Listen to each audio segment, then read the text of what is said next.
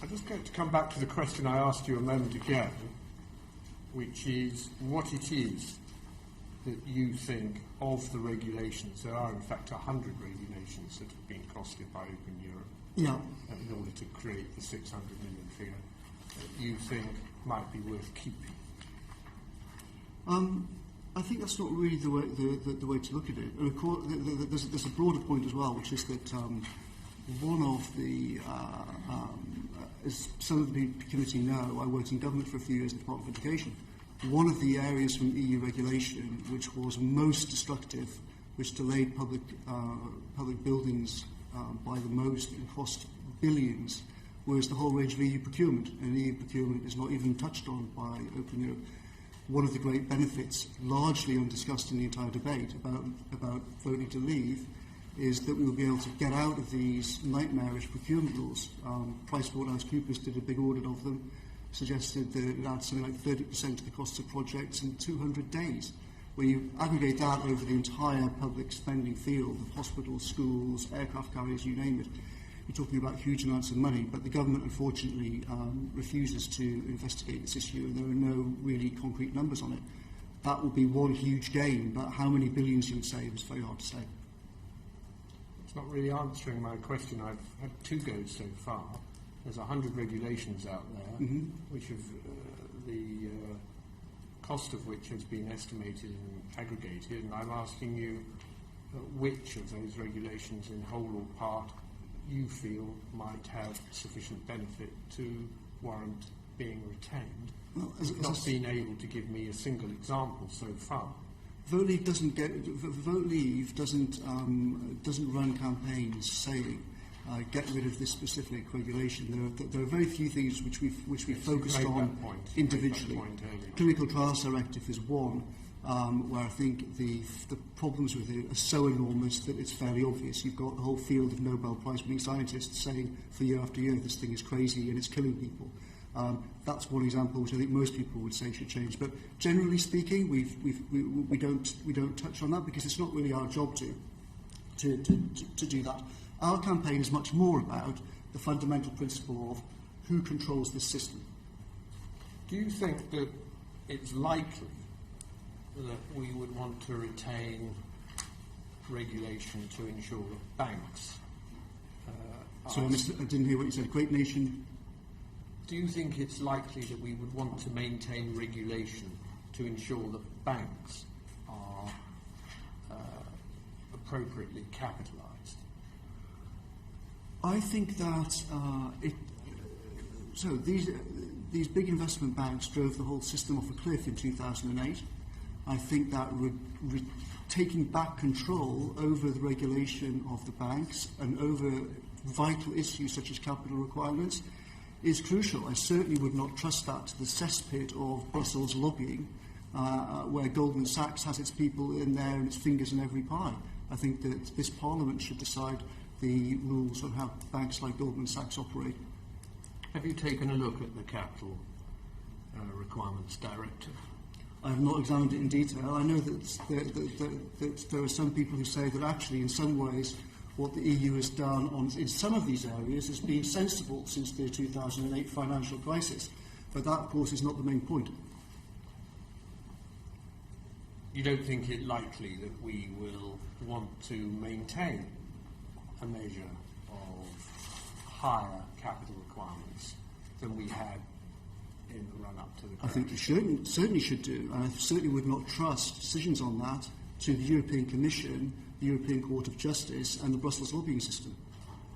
A substantial proportion of the figure for the cost of regulation, that is a substantial proportion of the £600 million a day, is in fact the cost of an estimate of the gross cost to banks of fulfilling the terms of the Capital Requirements Directive.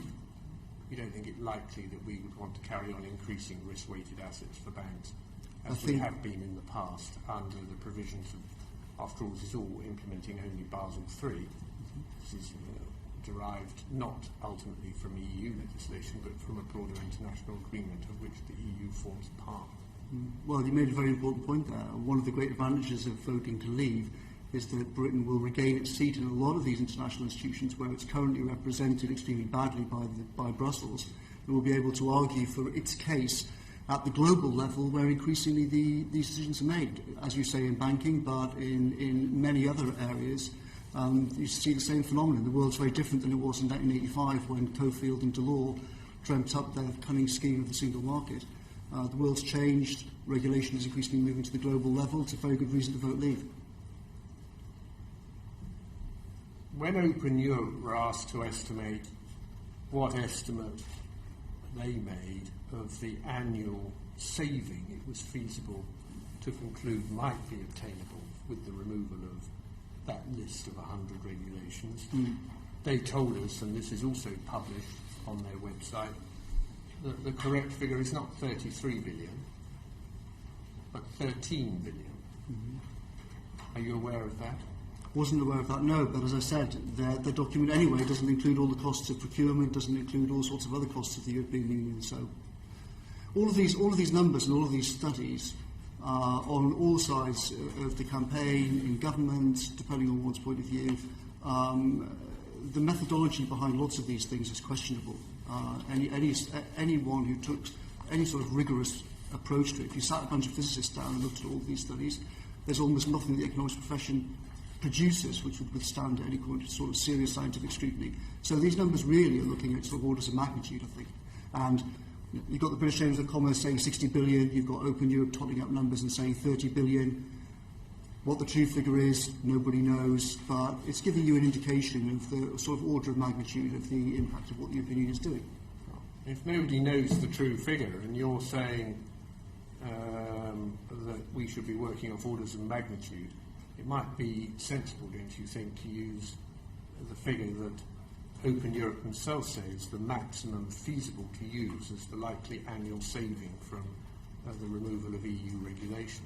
Well, what we'll probably be doing is we'll produce something which brings together a lot of these different reports, the Open Europe report, the Chambers of Commerce, a lot of these different things, and says, here is a range of different estimates, here is a reasonable way of looking at it, the methodology is what it is, no one should take these things as any kind of specific indicator, but it gives you a rough idea.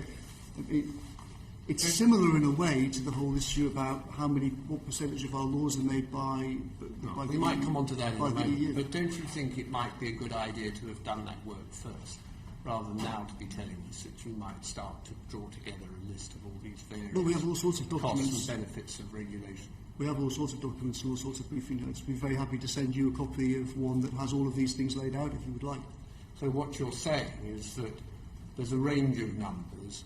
We shouldn't take any particular number that you're using as a headline number, and you are using the £600 million per week, the 33 billion per annum cost of regulation all the time in your literature.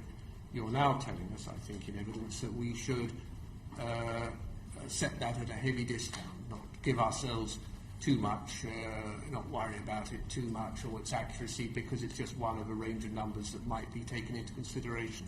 Have I got right in summary of your evidence? Roughly speaking, what you're saying, I think, is a reasonable perspective. As I said, all the campaigns on both sides and the government produce these economic studies. They have various numbers. Anyone who takes decimal points seriously in these things, I think it's crazy.